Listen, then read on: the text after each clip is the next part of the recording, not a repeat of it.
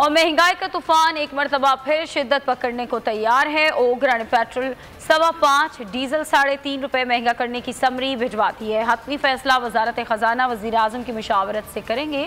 नई कीमतों का इतलाक आज रात 12 बजे से अगले 15 रोज के लिए होगा।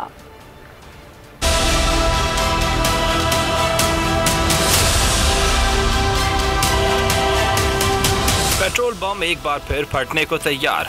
बढ़ती कीमतें फिर लूटेंगी अवाम का करार। पेट्रोल 5.25, डीजल 3.5 रुपए महंगा हो सकता है। ओगरा ने होशरबा साफे की सिफारिशात पर मबनी समरी भिजवा दी।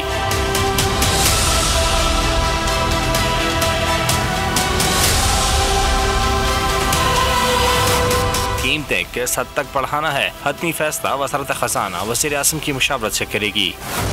कीमतों में रद्दोबदल का इंहिसार पेट्रोलियम लीवी और GST पर होगा।